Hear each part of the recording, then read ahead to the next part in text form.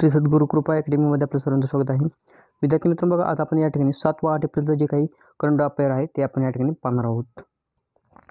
राष्ट्रपती द्रौपदी मुर्मू यांनी कर्करोगासाठी भारतातील पहिली घरगुती gene therapy CAR-T sale therapy कोठे सुरू केलेली आहे? तर IIT बॉम्बे या ठिकाणी.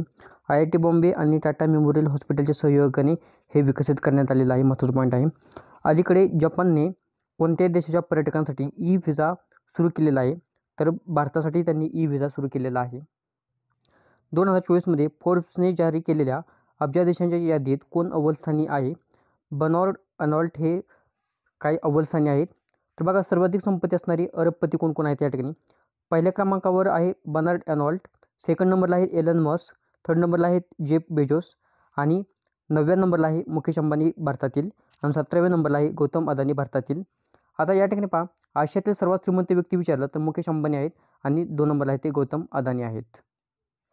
अलीकडेच कोणत्या देशाच्या कृत्रिम सूर्य केस्टारने 100 मिलियन डिग्री सेल्सिअस तापमान गाठलेलं आहे? दक्षिण कोरिया.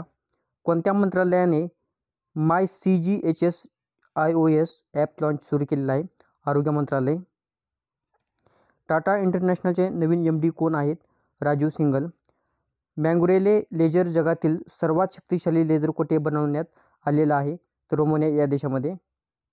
जगातील सर्वात वृद्ध व्यक्ती जुआन विसेंट पेरेज मोरा यांचे वयाच्या कितव्या वर्षी निधन झालेलं आहे? 114व्या. ते व्हेनेझुएलाचे आहेत. पुढील प्रश्न पहा, अलीकडेच राष्ट्रीय सागरी दिन कधी साजरा करण्यात आला? 5 एप्रिल रोजी. या ठिकाणी पहा पुढील प्रश्न, नाटोचा स्थापना दिवस कधी साजरा करण्यात आलेला आहे?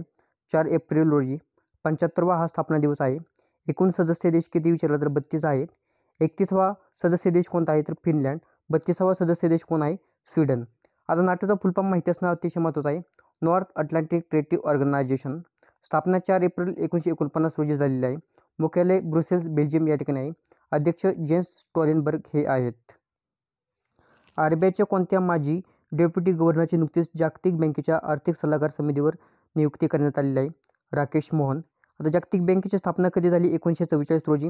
मुख्यालय वॉशिंग्टन DC या ठिकाणी आहे. अध्यक्ष अजय बांगा हे भारताचे आहेत, हे लक्षात ठेवा. पॅरिस ऑलिम्पिकमध्ये नुकतेच भारताची पहिली महिला ज्युरी सदस्य कोण बनलेली आहे? बिल्किस मीर. पॅरिस ऑलिम्पिकचे आयोजन कधी झालेलं आहे? 26 जुलै ते 11 ऑगस्ट 2024 दरम्यान ते होणार आहे पॅरिस ऑलिम्पिक. कोठे तर पॅरिस फ्रान्स या ठिकाणी. एकूण खेळांचा समावेश किती आहे? 32 खेळांचा समावेश आहे. संस्करण विचारलं तर किती आहे तर 33वे हे संस्करण आहे. त्याचप्रमाणे बघा, मागील उन्हाळी ऑलिम्पिक 2020 कधी झाली? कोठे झाली? टोकियो जपान या ठिकाणी. पुढील उन्हाळी ऑलिम्पिक 2028 मध्ये होणार आहे. लॉस एंजेलिस USA या ठिकाणी होणार आहे. कोणत्या देशाने अलीकडेच भीषण दुष्काळामुळे आपत्ती घोषित केलेली आहे? झिम्बाब्वेने.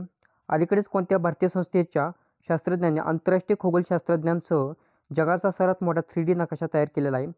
TIFR. 3D नकाशा बनवण्यासाठी DESI या उपकरणाचा उपयोग केलेला आहे. आता DESIचा फुल फॉर्म महत्त्वाचा आहे. डार्क एनर्जी स्पेक्ट्रोस्कोपिक इन्स्ट्रुमेंट होय. हा फुल फॉर्म तुमच्यासाठी अतिशय महत्त्वाचा आहे. विद्यार्थी मित्रांनो, PDF साठी तुम्हाला टेलिग्राम चॅनल जॉईन करून घ्या. टेलिग्रामची लिंक या व्हिडिओच्या डिस्क्रिप्शन बॉक्समध्ये देण्यात आलेली आहे.